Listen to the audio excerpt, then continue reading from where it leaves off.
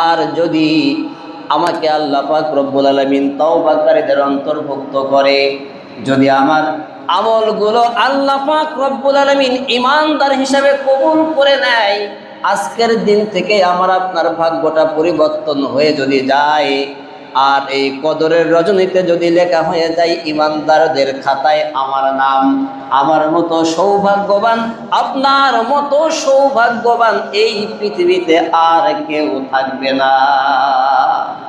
আর যদি এই রজনীতে আমার আপনার নামটা বাতিল শয়তানের খাতায় লেখা হয়ে যায়, তাগুত ইবলিসের খাতায় লেখা হয়ে যায়, সারা জীবন ভালো কাজ করেছি, নামাজ পড়েছি, ইবাদত বন্দেগীও করলাম, এমন কিছু কাজ করেছি যে কারণে আমার নামটা শয়তান তাগুতের খাতায় পড়ে গেল, যদি এই কদরের রজনীতে তাগুতের খাতায় আমার নাম পড়ে যায়, সারা জীবন ইবাদত বন্দেগী একেবারে মিথ্যা বাতিল হয়ে যাবে, কোনোই উপকারে আসবে না। আমার ভাইরা, এই জন্য এই রাতের গুরুত্ব আছে না নাই? আরো জোরে বলেন। এই রাতের গুরুত্বটা এতটাই বেশি যে আল্লাহ পাক রব্বুল আলামিন অসংখ্য ফেরেশতা এই রাতে পৃথিবীতে প্রেরণ করে। এত পরিমাণে ফেরেশতা পৃথিবীতে নাজিল হয় যে এই পৃথিবীতে যত ফাঁকা জায়গা আছে, কোনো জায়গা আর ফাঁকা থাকে না, সব জায়গাটা কানায় কানায় পরিপূর্ণ হয়ে যায়। এত পরিমাণ ফেরেশতা এই রাতে নাজিল হয়। এখন আল্লাহ পাক রব্বুল আলামিন উম্মতে মুহাম্মাদের জন্য কেন এই কদর দিলেন? উম্মতে মুহাম্মাদের জন্য কেন এমন সুযোগ আল্লাহ দান করলেন যে এক রাত ইবাদত বন্দেগী করলে, একদিনকে বা একটা রাতকে আল্লাহ পাক রব্বুল আলামিন জানিয়েছে লাইলাতুল কদরি খায়রুম মিন আলফি শাহর, 1000 মাস অপেক্ষা উত্তম একটা রাত। কেন দিলেন? আল্লাহর নবীজি বনি ইসরাইলের একজন আবেদ ব্যক্তি, ইবাদতকারী ব্যক্তি, আল্লাহওয়ালা ব্যক্তির জীবনী নিয়ে আলোচনা করতেছিলেন সাহাবীদের সামনে। আল্লাহর নবীজি বললেন, বনি ইসরাইলের মধ্যে এমন একজন যুবক ছিল, এমন একজন মানুষ ছিল, যেই মানুষটা সারাদিন আল্লাহর রাস্তায় লড়াই করত, শয়তানি শক্তি অপশক্তির সঙ্গে যুদ্ধ করত, আল্লাহর দ্বীন প্রতিষ্ঠার জন্য চেষ্টা করত, কাজ করে বেড়াতো, আর রাতের বেলায় যাই নামাজে দাঁড়িয়ে দাঁড়িয়ে ইবাদত বন্দেগী করত। এরকম প্রায় ওই লোকটা 1000 মাস ধরে এই ইবাদত বন্দেগী করতেছিল। এ কথা শোনার পরে সাহাবীরা বলল, ইয়া রাসূলুল্লাহ, ইয়া হাবিবাল্লাহ, তাদের হায়াত তো অনেক বেশি ছিল, তারা দীর্ঘদিন যাবত যেহেতু আল্লাহ পাক রব্বুল আলামিনের ইবাদত বন্দেগী করতে পেরেছে, আমাদের হায়াতটা একেবারেই সীমিত, একেবারেই অল্প হায়াত, মাত্র 30-60 বছরে আমাদের মৃত্যু হয়ে যায়। ওগো নবীজি, তাহলে আমাদের থেকে তো তাদের আমল বেশি হবে, তারা তো বেশি সবের পাল্লা নিয়ে কিয়ামতের মাঠে উপস্থিত হবে। যখন সাহাবীরা এরকমভাবে নবীজির কাছে আফসোস করতে লাগলো, আল্লাহ পাক রব্বুল আলামিন এইবার উম্মতে মুহাম্মাদীকে সম্মানিত করার জন্য, বিশ্ব নবীর সম্মান বৃদ্ধি করে দেওয়ার জন্য এই সূরা কদর নাজিল করে দিয়ে জানাই দিলেন, ওগো নবীজি, আমি তোমার উম্মতের জন্য এমন একটা রাত দিলাম, ইন্না আনজালনাহু ফি লাইলাতিল কদর, এমন একটা কদর দিলাম। ও নবী, ওমা আদরাকা মা লাইলাতুল কদর, তুমি কি জানো এই কদরটা কি? এই কদর কি? এই ব্যাখ্যা আল্লাহ নিজে এবার দিচ্ছেন, লাইলাতুল কদরি খায়রুম মিন আলফি শাহর। ওগো নবীজি, এই একটা রাত হলো 1000 মাস অপেক্ষা উত্তম। তাহলে যখন সাহাবীরা আবেদন করলো, হে আল্লাহ রাসূল, আমাদের হায়াত কম, আমরা তো ইবাদত বন্দেগী অল্প পরিসরে করার সুযোগ পাবো, তখন আল্লাহ পাক উম্মতে মুহাম্মাদীকে সম্মানিত করে ভালোবেসে কদর নাজিল করলেন যে এক রাত ইবাদত বন্দেগী করলে 1000 মাস থেকেও 1000 মাস ইবাদত করলে যে পরিমাণ সওয়াব, তার থেকে এই কদরের এক রাতের সওয়াবকে আল্লাহ তাআলা শতগুণ বৃদ্ধি করে দিয়েছেন। জবান ছেড়ে বলেন সুবহানাল্লাহ। এখন এই 1000 মাস অর্থ হলো প্রায় 84 বছর। 84 বছর 1000 মাস অর্থ, তাহলে যদি এক রাতের ইবাদত করার কারণে 84 বছর একটানা ইবাদত বন্দেগী করার সওয়াব আমলনামায় আল্লাহ দান করে, আমাদের কোনো মানুষের যদি 60 বছর 70 বছর বয়স হয়, তাহলে 60 বছরে নিশ্চয় সে 60টা কদর পেয়েছে। কি বলেন, পায় নাই? 60টা কদর যেহেতু পেয়েছে, তাহলে পারে অন্যান্য নবীদের তুলনায় এই উম্মতি মুহাম্মাদের সওয়াব কিয়ামতের মাঠে বেশি হবে না কম হবে? আরো জোরে বলেন। কিন্তু আমরা এই গুরুত্বটা বুঝতে চাই না, গুরুত্বটা বুঝতে পারি না। আমরা নামাজ ইবাদত বন্দেগী সব ছেড়ে দিয়ে শুধু মনে করি উম্মতে মুহাম্মাদি হয়েছি, জান্নাতে মনে হয় চলে যাব। সুবহানাল্লাহ। এই চিন্তা করে নামাজ কালাম ইবাদত বন্দেগীর কোনো প্রয়োজন আমাদের হয় না। কি মূর্খ চিন্তা নিয়ে আমরা চলি, আফসোস। এগুলো আফসোস ছাড়া আর কিছুই না। আমার ভাইরা, এইবার আল্লাহ পাক রব্বুল আলামিন জানালেন, ওগো নবীজি, 1000 মাস অপেক্ষা উত্তম একটি রাত লাইলাতুল কদর আমি তোমার জন্য, তোমার উম্মতের জন্য নাজিল করলাম। এরপরে তানাজ্জালুল মালাইকাতু ওয়ার রূহু ফিহা বিইذনি রাব্বিহিম মিন কুল্লি আমরিন সালাম।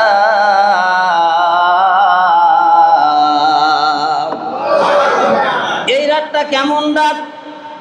তানাজ্জালুল মালাইকা, অসংখ্য ফেরেশতা এই সময়ে আসমান থেকে নাজিল হতে থাকে। ওয়ার রূহু, এবং সাইয়েদনা জিবরাইল আমিন সে নিজেও পৃথিবীতে আগমন করে নাজিল হয়। ফিহা বিইذনি রাব্বিহিম মিন কুল্লি আমরিন সালাম। আল্লাহ পাক রব্বুল আলামিনের সকল আদেশ নিষেধ নিয়ে পৃথিবীতে তারা আগমন করে। এরপরে সালামুন হিয়া হাত্তা মাতলাইল ফজর, এরকম ভাবে শান্তিময় সেই রাত ফজরের সূচনা হওয়া পর্যন্ত অনবরত ফেরেশতারা পৃথিবীতে আগমন করতে থাকে রহমতের বার্তা নিয়ে। আর আল্লাহর ইবাদতকারী বান্দাদের জন্য এই ফেরেশতাগুলো দোয়া করতে থাকে। কত পরিমাণ ফেরেশতা যে পৃথিবীতে কোনো ফাঁকা জায়গা থাকে না, এত বেশি ফেরেশতা এই রাতে আল্লাহ পাক রব্বুল আলামিন পৃথিবীতে নাজিল করে। আমার ভাইরা, এরপরে এই রাতের গুরুত্ব জানা বুঝার পরে এইবার আম্মা জান আয়েশা বিশ্ব নবীকে বলতেছে, ও নবীজি, এই রাত যদি আমি পেয়ে যাই, ও নবী, কিভাবে এই রাতের আমল করব, কিভাবে এই রাতে ইবাদত বন্দেগী করব, কিভাবে আল্লাহর কাছে এই রাতে দোয়া করব। আল্লাহর নবীজি দোয়া শিখায় দিলেন, আল্লাহুম্মা ইন্নাকা আফুউন তুহিব্বুল আফওয়া ফাফু আন্নি। জবান ছেড়ে বলেন সুবহানাল্লাহ। দোয়াটি আমার সঙ্গে সবাই পড়েন, আল্লাহুম্মা ইন্নাকা আফুউন তুহিব্বুল আফওয়া ফাফু আন্নি। এর অর্থ হলো, আল্লাহ রসুল শিখাচ্ছেন আয়েশাকে দোয়াটা, যে হে আয়েশা, তুমি বলবা, আল্লাহুম্মা, হে আল্লাহ, ইন্নাকা, নিশ্চয় তুমি, আফুয়ান, ক্ষমাশীল, তুহিব্বুল আফওয়া, আপনি ক্ষমা করতে ভালোবাসেন, পছন্দ করেন, সুতরাং ফাফু আন্নি, আমাকে আপনি ক্ষমা করুন। অর্থাৎ আল্লাহ পাক রব্বুল আলামিন এতটা ক্ষমাশীল বান্দা, বিশ্ব নবী শিখায় দিলেন, আয়েশা রে, এই রাত যদি তুমি পেয়ে যাও, আল্লাহ পাক রব্বুল আলামিনের কাছে দোয়া করবা, আল্লাহ, তুমি তো ক্ষমা করতে পারো, বেশি পছন্দ করো, তুমি তো ক্ষমা করতে ভালোবাসো, আর আমি মানুষ, আমি এমন একজন মানুষ, একেবারেই ঠুনক, একেবারেই সংকীর্ণ, একেবারেই শক্তিহীন, আমি একজন মানুষ, আমার কোনো ক্ষমতা নাই, আমার কোনো অস্তিত্ব নাই, আমার কোনো ক্ষমতা নাই। রব্বুল আলামিন, তুমি তো ক্ষমা করতে পছন্দ করো, আর আমি এমন মানুষ, আমি পাপ করতে বেশি পছন্দ করি। মানব জাতির বৈশিষ্ট্য হলো মানুষ পাপ করতে ভালোবাসে, খারাপ কাজ করতে বেশি পছন্দ করে। এই জন্য কোনো মানুষ যদি পাপ করার পরে, খারাপ কাজ করার পরে আল্লাহর কাছে ফিরে এসে তওবা করে, মাথা নত করে দেয়, চোখের পানি ফেলে দিয়ে আল্লাহ পাক রব্বুল আলামিনের কাছে কান্নাকাটি করে, আল্লাহ পাক রব্বুল আলামিন ফেরেশতাদেরকে ডাক দিয়ে বলে, ফেরেশতারা রে, তাকায়া দেখো, আমার যে বান্দা তৈরি করার জন্য তোমরা নিষেধ করেছিলে, আমার যে বান্দা তৈরি করার সময় তোমরা ভেটো দিয়েছিলে, ও ফেরেশতারা এখন তাকায়া দেখো, আমার বান্দা তার নফসের গোলামি করার কারণে, শয়তানের ধোঁকা পাওয়ার কারণে পাপের মধ্যে লিপ্ত হয়ে গিয়েছিল, কিন্তু আমার বান্দা তার ভুলটা বুঝতে পেরেছে। এখন আমার বান্দা এসে আমার কুদরতি পায়ে সিজদায় পড়ে যে কান্নাকাটি করে, ও ফেরেশতারা তোমরা সাক্ষী থাকো, আমি আমার বান্দার জিন্দেগির সব গুনাহ খাতা মাফ করে দিলাম। কারণ আমি আল্লাহ পাক রব্বুল আলামিন হলেন ক্ষমাশীল, আমি হলাম দয়াময়, আমি হলাম করুণাময়। এই জন্য দোয়ার মধ্যে বলা হচ্ছে, আল্লাহুম্মা ইন্নাকা আফুউন, ও রব্বুল আলামিন তুমি তো ক্ষমাশীল, তুমি তো দয়াময়, তুহিব্বুল আফওয়া ফাফু আন্নি, তুমি ক্ষমা করতে ভালোবাসো, সুতরাং তুমি আমাকে এই রাতে ক্ষমা করে দাও, মাফ করে দাও। আল্লাহ আমাদেরকে তৌফিক দান করুন যেন আমরাও আল্লাহ পাক রব্বুল আলামিনের কাছে এই রাতে বেশি বেশি ক্ষমা চাইতে পারি। সবাই পড়ে না আমিন। এরপরে নবীজি জানিয়েছেন এই রাত যদি কেউ পেয়ে যায় কিভাবে ইবাদত করবে। হাদিসের বর্ণনা এসেছে, মান কামা লাইলাতুল কদরি ঈমানাও ওয়া ইহতিসাবান গুফিরা লাহু মা তাকদ্দামা মিন যামবিহি, রাওয়াহুল বুখারী। বুখারীর হাদিস। আল্লাহর নবী বলেন, যদি কোনো মানুষ লাইলাতুল কদর পেয়ে যায়, মান কামা লাইলাতুল কদর, এরপরে লাইলাতুল কদর এই রাতে ঈমানাও ওয়া ইহতিসাবান, ঈমান এবং সওয়াবের আশায় আল্লাহ পাক রব্বুল আলামিনের ইবাদত বন্দেগি করে, গুফিরা লাহু মা তাকদ্দামা মিন যামবিহি, তার পূর্বে যত গুনাহ খাতা আছে আল্লাহ পাক রব্বুল আলামিন তার জিন্দেগির সমস্ত গুনাহ খাতা মাফ করে দেয়। কি খুশি হতে পারেন নাই মনে হয়? জবান ছেড়ে বলেন সুবহানাল্লাহ। তাহলে কদরের রাত এমন একটি রাত, যেই রাতে যদি কোনো মানুষ ঈমান এবং সওয়াবের আশায় আল্লাহর সন্তুষ্টির জন্য ইবাদত করবে, যদি কেউ এমন ইবাদত করতে পারে, রাসূলুল্লাহ বলতেছেন তার জীবনে পূর্বে যত গুনাহ আছে সব কি করা হবে? আরো জোরে বলেন, সব গুনাহ খাতা মাফ করে দেওয়া হবে। কিন্তু শর্ত কিন্তু তিনটা। কয়টা? তিনটা শর্ত আছে। সবাইকে যদি মাফ করে দেওয়াও হয়, তিন শ্রেণীর মানুষকে ক্ষমা করা হবে না। এক নাম্বার, ইল্লালি মুশরিকিন, যারা মুশরিক, আল্লাহর সঙ্গে অংশীদার সাব্যস্ত করে। দুই নাম্বার, আও মুশাহিন, যাদের অন্তরে হিংসা বিদ্বেষ আছে। আর তিন নাম্বার, যারা মানুষের হক, বান্দার হক নষ্ট করেছে, অন্যের সম্পদ জোর করে মারে ধরে খেয়েছে।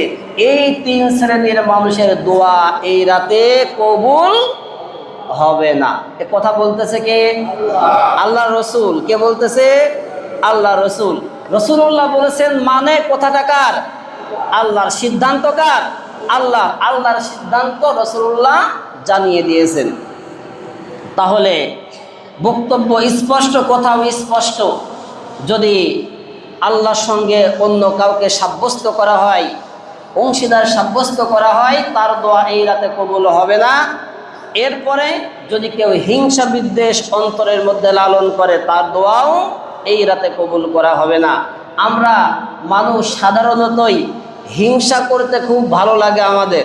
অন্যের ভালো কিছু দেখলে, অন্য মানুষ একটু ভালো আছে, তার ব্যবসা বাণিজ্য ভালো চলতেছে, সে সুন্দরভাবে জীবনযাপন করতেছে, এইটা দেখে আমাদের হিংসা হয়। কথা বলেন ঠিক কিনা? বলেন হয় কি হয় না? কিন্তু হিংসা করে কোনো লাভ আছে? বলেন আছে? তার ভাগ্যে এই যে রিজিক, এই যে সম্পদ, এই যে সুন্দর থাকা, সুস্থ থাকা, এই নিয়ামত দিয়েছে কে? আরো জোরে বলেন আল্লাহ। হাদিসের বর্ণনা এসেছে, আপনার প্রতিবেশী, আপনার কোনো ভাই যদি ভালো থাকে, সুস্থ থাকে, আপনি যদি হিংসা না করে বরং তার জন্য আরো বেশি দোয়া করেন, তাহলে পারে আল্লাহ পাক তখন ফেরেশতাদেরকে বলে, দেখো তো আমার যে বান্দা তার প্রতিবেশী ভাইয়ের কল্যাণের জন্য দোয়া করতেছে, যে ব্যক্তি দোয়া করতেছে তার কি অভাব আছে, তার কি প্রয়োজন আছে। তখন ফেরেশতারা এসে অনুসন্ধান করে দেখে তার পরিবারের মধ্যে কি কি সমস্যা আছে। এই সমস্যাগুলো যখন আল্লাহর কাছে বলে ফেরেশতারা, তখন আল্লাহ বলে তার দোয়া তার বন্ধুর জন্য কবুল করার আগে তার নিজের জন্য আগে কবুল করো, তার যে প্রয়োজন আছে সেই প্রয়োজনটা আগে মিটায়ে দাও। জবান ছেড়ে কোন সুবহানাল্লাহ। তাহলে এখান থেকে যদি শিক্ষা আমরা নিতে পারি, আমাদের জীবনটা সুন্দর হয়ে যায়, হিংসা বিদ্বেষ আমাদের মধ্যে আর থাকে না। কিন্তু আমরা স্বভাবতই কেন জানি, কি জন্য জানি, হিংসা করতে খুব পছন্দ করি, আর মানুষের পিছনে পিছনে পরনিন্দা পরচর্চা করতে খুব বেশি পছন্দ করি আমরা। কিন্তু এই কারণে আমার আমলনামার সব সব যে ধ্বংস হয়ে যায়, আমরা এটা একেবারে মূর্খের মতো সেইটা না জেনে না বুঝে আমরা হয়তো ভুলের ভিতরে ডুবে থাকি। আল্লাহ নবী সাহাবীদেরকে নিয়ে বসে আছেন, এটা বলে শেষ করে দেব, সময় সংক্ষেপ। সাহাবীদেরকে নিয়ে বসে আছেন, রাসূলুল্লাহ বললেন কিছুক্ষণের মধ্যেই আমাদের মধ্যে একজন সাহাবী প্রবেশ করবে, যিনি প্রবেশ করবে তিনি জান্নাতি সাহাবী। এরপরে দেখা গেল একজন আনসারি সাহাবী ওই সময় আল্লাহ রসুলের দরবারে উপস্থিত হলেন জুতা হাতে করে। কিছুদিন পরে আবার নবীজি একই কথা বললেন, কিছুক্ষণের মধ্যেই আমাদের মধ্যে একজন জান্নাতি সাহাবী প্রবেশ করবে। দেখা গেল সেই আনসারী সাহাবী আবার প্রবেশ করলেন। এরপর তৃতীয় দিন রাসূলুল্লাহ আবার একই কথা বললেন, দেখা গেল সেই সাহাবী মসজিদে প্রবেশ করলেন। সুবহানাল্লাহ। আল্লাহর নবীর সাহাবী হযরত আব্দুল্লাহ ইবনে আব্বাস বললেন, হে আল্লাহর নবীর সাহাবী, আমি আপনার সঙ্গে 3 দিন থাকতে চাই, আপনার বাড়িতে যেতে চাই। উদ্দেশ্য কি?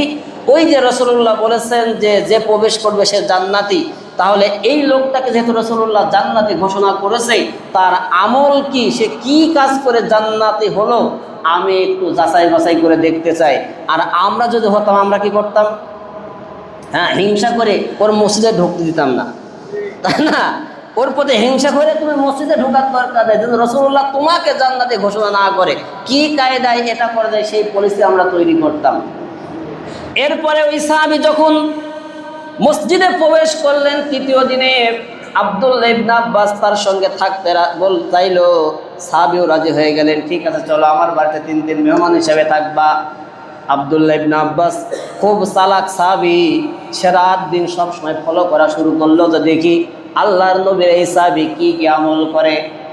3 দিন ধরে অবজারভেশন করলেন, দেখলেন কোনো বড় আমল করে না, বেশি নফল নামাজও করে না, বেশি ইবাদত বন্দেগিও করে না, দান সাদগাও করে না। কিন্তু তাহলে কেন, কি কারণে তাকে জান্নাতি ঘোষণা করা হলো? 3 দিন পরে আব্দুল্লাহ ইবনে আব্বাস ওই সাহাবীকে জিজ্ঞাসা করলেন, আপনি কি কি আমল করেন যার কারণে রাসূলুল্লাহ আপনার জন্য সুসংবাদ দিলেন? ওই সাহাবী বলতেছে, আমি তেমন কোনো আমল করি না, শুধু একটা বিষয় আমি সব সময় আল্লাহর কাছে দোয়া করি, আমার প্রতিবেশী কোনো মানুষ যদি থাকে তাকে আল্লাহ সন্তুষ্ট হয়ে যেই রিজিক দান করেছে আমি সন্তুষ্ট হয়ে তার জন্য বেশি বেশি দোয়া করি।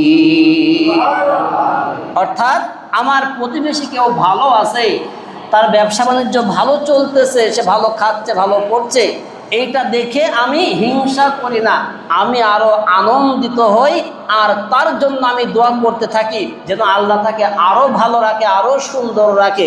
আব্দুল্লাহ ইবনে আব্বাস বলতেছে, তোমার এই মহৎ গুণের কারণেই আল্লাহ পাক তোমাকে জান্নাতি ঘোষণা করেছেন। জবান ছেড়ে কোন সুবহানাল্লাহ।